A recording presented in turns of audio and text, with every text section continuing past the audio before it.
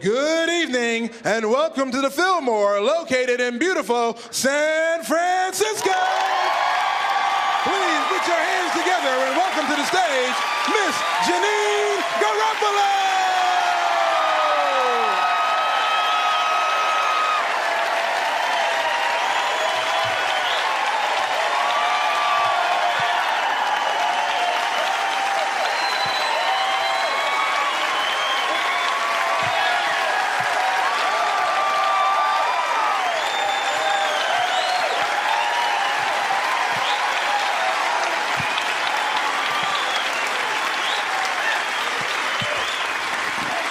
I know you were just doing that because you were on TV, but it felt good nonetheless, and I thank you.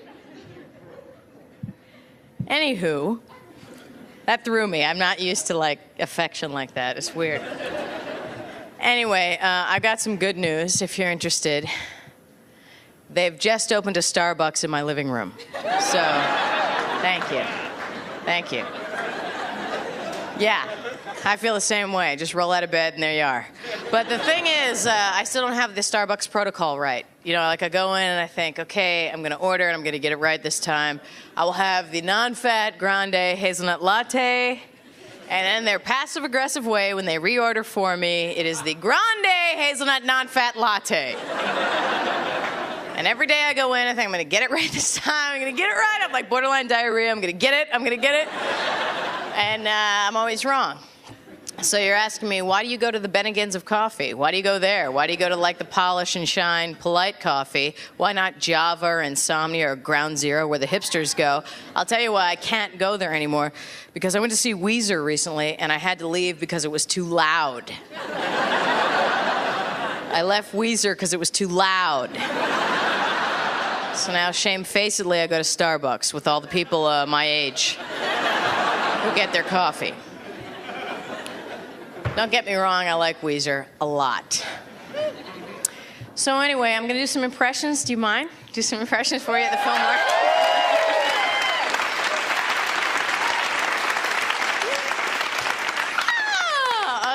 Okay, here's some impressions for you. Here's my first impression. Here's my impression of someone watching the latest Mentos candy ad. Okay. All right. Latest Mentos ad, watching it.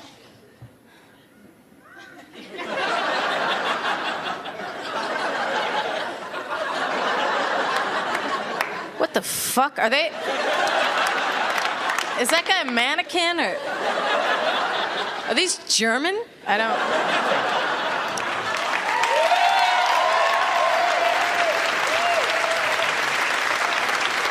Thank you. Wait, there's more! Here's my impression of somebody watching Kathleen Turner being interviewed recently. The fuck? Is she German now? Because she has some kind of accent now that is like Germanic, Teutonic. We don't know where Kathleen's from, but all the more exotic and therefore castable. Okay. So I was thinking for the Mentos thing, they've really missed the boat, though. I've got some new ideas for the Mentos candy tablet. Das Freshmacher. People.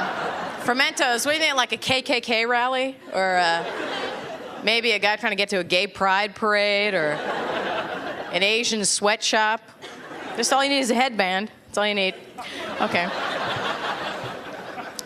Okay, here's my impression of every movie trailer that you go see in a theater when you go see previews.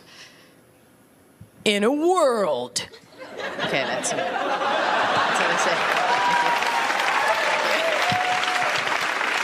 It's always in a world, and then, or in a town. And then Tommy Lee Jones will do something. Unless, of course, you're in San Francisco and you watch a movie trailer of some kind, and inevitably somebody will go tss. Because it's San Francisco and you have to hiss something. Okay. See, I have a piece of paper. Don't mind me. I am a professional, but I have a lot of NutraSweet in my system. I don't have a good short-term memory. I have a lot of, things I want to discuss with you. I don't even remember what they are. I have them on a piece of paper. Don't mind me. If I glance over, it's not because I don't care. It's because I can't remember anything. Okay. I saw The Perez Family recently, that movie, The Perez Family, and I really, really liked it. Don't hiss me. Is anybody hissing, or did I just anticipate? You don't even know why you're hissing, but you have to. It's San Francisco, and I applaud that. Go ahead, hiss. But I saw The Perez Family. I really enjoyed it. I like Mira Nair as a director. She's very good. She throws a lot of curveballs. I like that. Marissa Tomei was in that movie, and she gained 20 pounds for the movie. Big hoo-ha, 20 pounds. So she was like tipping the scales at 120 when she did that movie. It was like this big deal. She gained 20 pounds for the movie. You know what? I'm an actor, and I keep the 20 all the time. I've got it right here. I'm ready to work. It's right here. Where, you know...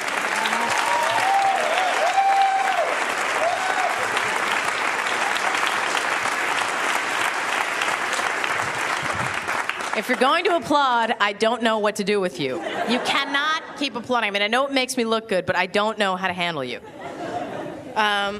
So anyway, about the 20 pounds. I'll tell you what, it's not easy to keep it on. You know, where's my kudos from Siskel and Ebert? Where's my doff of the cap from Rex Reed? Because, you know, you think it's easy to keep it on. I'll tell you what, I pay a trainer a lot of money to come to my house. Every night he comes over. And after dinner, he makes me drink vodka tonics and watch a little TV, and then a few bowls of cereal and right to bed.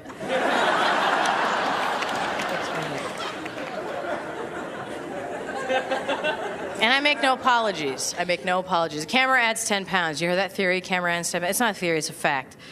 Camera does add 10 pounds to anyone when they work, and apparently, we don't have the technology to conquer that little aberration there.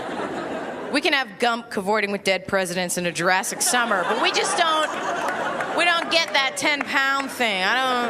What? Guys at ILM, you know, George Lucas is the nerds, and they're like, we have a substance now that is very similar to if a volcano erupts in the theater, there will be a substance that's not unlike cotton candy that will be running down the aisles, and you'll be able to touch it, but when you touch it, it will disappear. But the 10-pound thing, we don't understand, and so yeah. That was that. Dave Matthews Band and Hootie and the Blowfish. I got to bring it up. Seem like nice guys, seemingly very nice guys, but never has a CD purchase spoke more volumes about a person in their life. Hootie and Dave Matthews Band, I know who you are. I know who you are. You're not an evil person. You're not a lawbreaker. You don't rock as a rule. But when you do, it's in a very VH1 kind of way, you know, if you're into Hootie. And you like the show Friends a lot. A lot. You wish that Tom Hanks and Meg Ryan could star in every movie. Every movie. But not just as a loving couple, but as a functionally retarded couple. That would just say little nuggets of wisdom we could put on a mug, maybe, or a bumper sticker. So I got the club for my car. I got the club, and which is nice because I have an airbag on the steering wheel, so the club leans on it and the horn goes off, which is good at 2 a.m. So I'm alerting all malcontents and ne'er-do-wells that I'm home and I'm alone and it's dark. And so I got mugged, and they got my knapsack with my comedy notebook in it. So if anybody sees two cholos bombing at the Funny Bone chain, that would be them. And if you could just give me a jingle, that'd be good. So I got mugged, and I was thinking, wouldn't it be great if, you know, in the animal kingdom, all the animals have like devices to protect themselves, predator, prey, the whole thing. Wouldn't it be great if humans, law-abiding humans, had little like devices that protected them, like evolutionarily developed bio, that's a good prefix, right? Bio something, biological imperatives that saved you.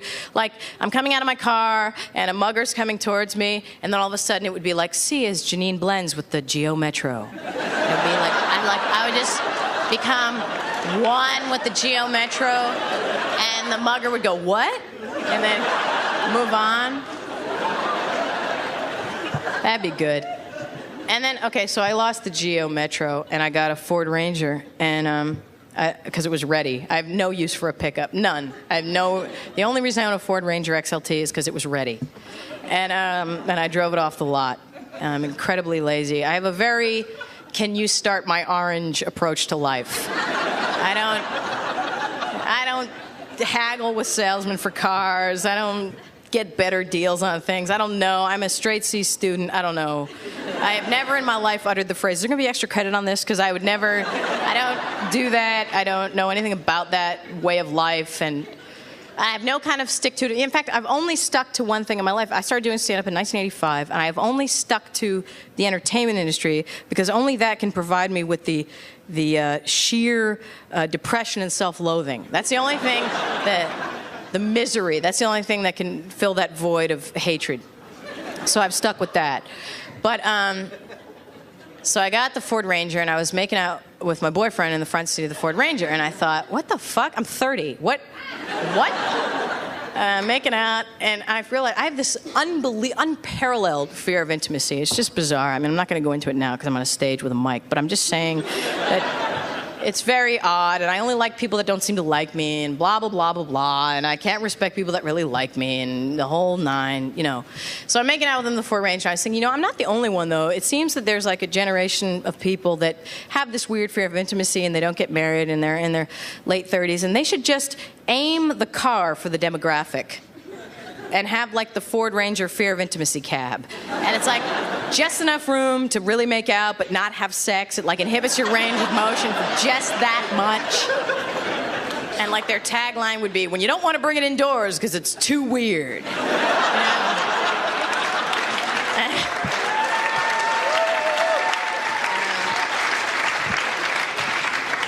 When you can't go to his house and he doesn't want to come to yours. You know what I mean? Like that whole thing. And you're making out. But then sometimes, you know, I'll get drunk enough and somebody actually does have sex with me inside. You know, that does happen occasionally where I'm in one of those, you know, when you're drunk and you're weirdly optimistic. And like things are fine for some weird reason. And then the booze patrol comes over and gives you an award. But, you know, there's been times when I have actually had sex indoors, and it's weird because then you kind of sober up just a little when it's over, you know? And I become like a bartender at 2 a.m. It's like, okay, people, let's move it out. Yeah, you don't have to go home, but you can't stay here. Woo, let's go. Out.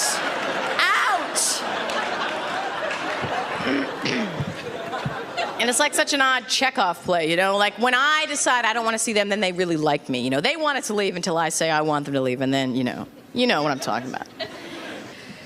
So I was talking about sex, and you know what's weird about, okay, this might be too much. I might be pushing the envelope, but like, have you ever been like having sex with someone and you just want to fucking punch them in the face? You know, you're just like, it's so weird. I have to really investigate that, but I just want to punch them in the face. Just stop it! Stop fucking me! Oh, you're gonna get a knuckle sandwich for that one. It's weird. So, and then frequently when I drink, you know, I feel bad about it the next day. I feel so bad about it. I wake up, the first thing, my eyes pop open in the morning, and I get on the phone. What did I say? Who did I make out with? Why do these muscles hurt? What? Did I say anything to you? Did I do anything? Was I impolite in any way? You know? I have like this phone tree of people I call for weird reasons, and sometimes I pace at night in my old apartment. I pace, you know, and I smoke and I chastise myself for whatever I've done wrong, and you know, I hate, you know, whatever. And you know, in my old apartment, the walls are so thin that I can literally hear my neighbor doing this. Like I can hear him doing that, or going like, I can hear him do that. So he can hear me talking. And then one day we were getting our mail, and he goes, "I heard you fighting with your boyfriend again last night. You're so mean to him." I would never be that mean to anyone else. I'm talking to myself. So I should just wear a hair shirt all day. That's what SNL was for me. It was a hair shirt. It was a giant hair shirt. SNL to me, and I had a lot of great experiences there. God bless them, you know. But SNL to me was this whole experience, this is how I encapsulate it. I feel like the Native American who accepted the pox-infested blankets from the U.S. cavalry.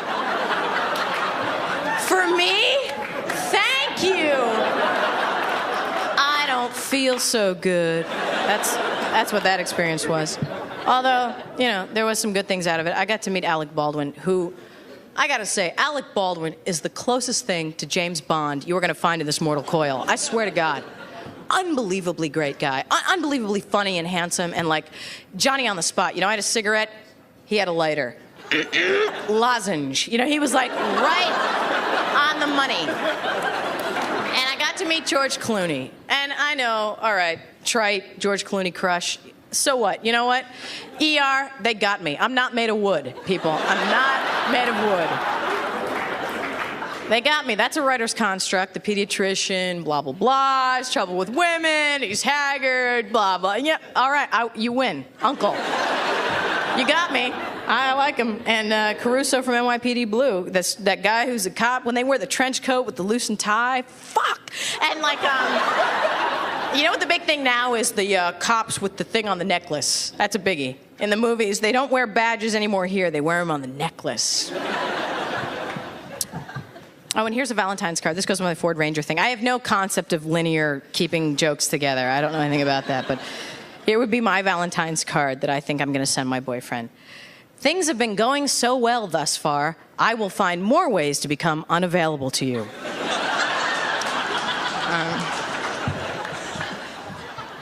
Okay, I hate high fashion. I hate it. I hate supermodels as celebrity. I hate the fact that we reward people for being genetic freaks. I really do. I think it's awful.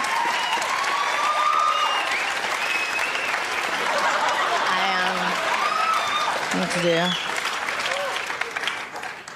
I just think it's abominable that, okay, we have, you know, the crisis of confidence that hits 13, 14-year-old girls when they go through, it's just a crime. Reviving Ophelia, read it, it's a good book. 14 million eating disorders in this country. It makes me sick.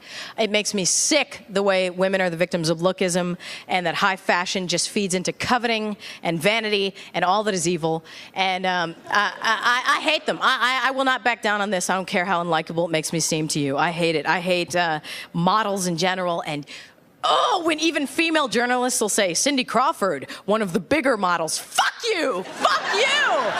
Shut up! I hate, you know you're lying, and shut up. You know, and when there is statistics, you know, when they 5, 10, 120, fuck you. I hate you. And stop making me feel bad about the way I look about myself. Stop at TV and stop at movies. And until as women we all say, no, we're not going to starve ourselves, nothing's going to change. So we're our own worst enemies a lot of the times, but I still blame men. But, because,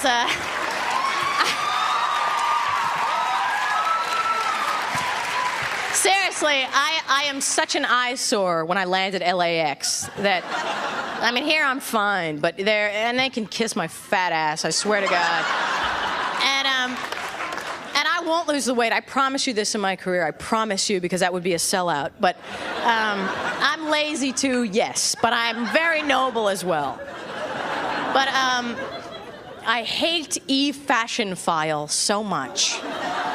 And they have these runway shows, and then they have a commentator going, return to glamour this season.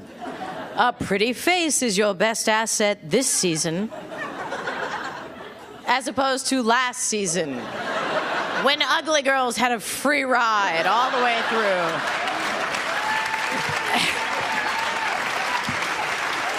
When back fat was all the rage. And by the way, I did star in the movie Back Fat, directed by Ron Howard. But then Billy Baldwin signed on, they changed it, they put fire in or something. But I used to be the star of the movie Back Fat. And I can't believe you have pictures of me on your T-shirt. Here, come here. They're gonna freak out at this at HBO. This man was here at 3:30 when I got here. And I'm half going, I'm half flattered and half scared. That's the thing. So if you are a potential stalker, I think it's good that we make friends. That's why I brought him up. See? All right.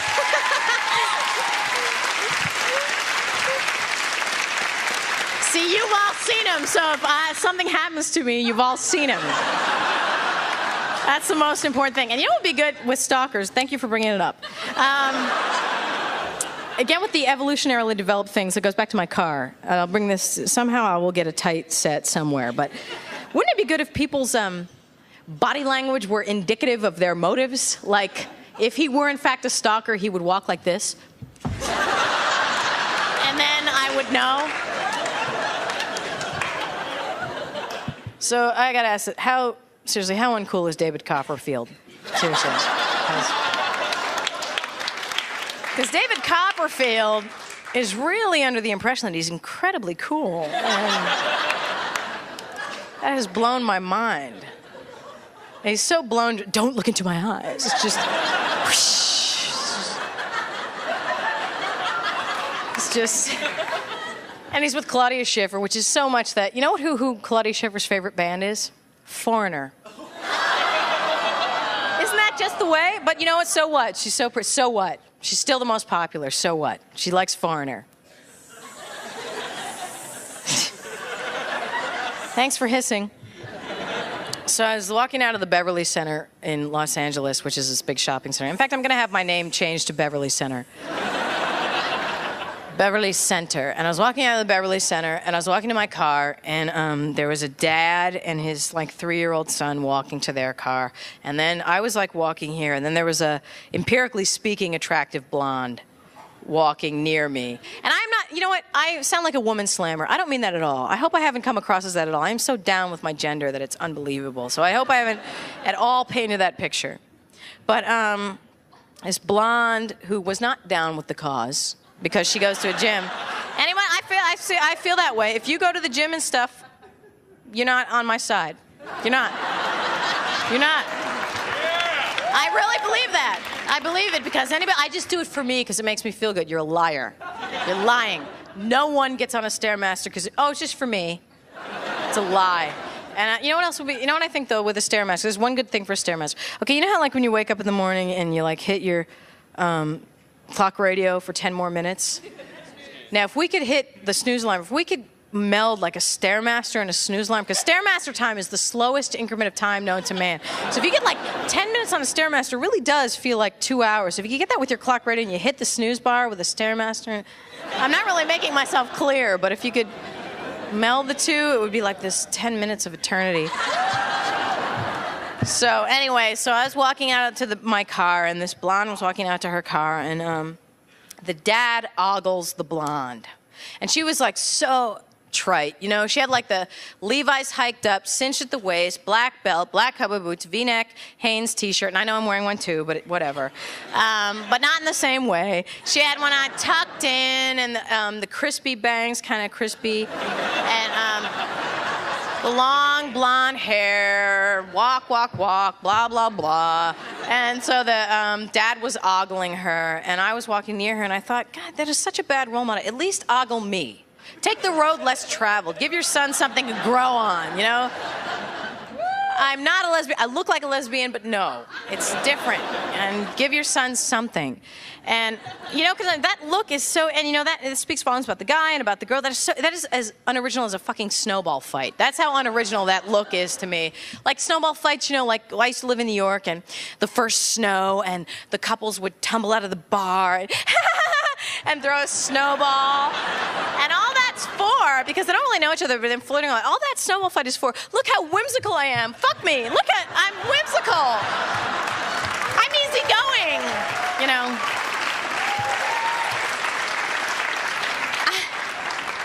I'm whimsical. You ever watch that show, Supermarket Sweep? I gotta say, I'm very much anti-marriage and anti-children because I think it's, you know, I'm screwed up. I'm not gonna pretend to dress it up in a noble construct of, I'm against it for this reason. I'm screwed up. I'll own that. But I see Supermarket Sweep, and I'm envious in a weird way. Because those are couples that work together. You know what I mean? That's a couple right there. You know, they dress alike. And do you know what I'm talking about? Have you seen on Lifetime, the Woman's Channel on Supermarket Sweep? Now that's a couple, man. You know what I mean? Like they thought about it before they went in. They put on the same shirt. And they made a list of where the most cost-effective products are. Like the meats are here. And maybe the sundries are here, but we're gonna do this together. Do you know what I mean? They just, I mean, that's a Hootie fan, too. That is a Hootie fan. You know what, though? Actually, I take that back. That's a bit of a notch, a lateral from a Hootie. That's not even really a Hootie fan, is it? Really? They're not even maybe VH1ers, are they? Somehow, perhaps, Enya got in. But not even maybe a Hootie fan. But that's a couple that works together. And I enjoy it. Maybe they go line dancing. Maybe they watch TNN's White Horse Cafe line dancing, as I do, because I am just, there's a little piece of me, there's a little piece in this cynic that is somewhat envious of people that don't give a fuck about what goes in their ear hole, eye hole, mouth hole, whatever. We accept anything. Who's ever in office as a president? I don't give a damn. Rush Limbaugh? Yeah, he's funny. I don't care. I don't care. Acid wash denim? Sure. Yeah. I just want to have kids. I don't want to rock the boat. That's all I want to do. Lion King? Absolutely. Soundtrack? Yes. I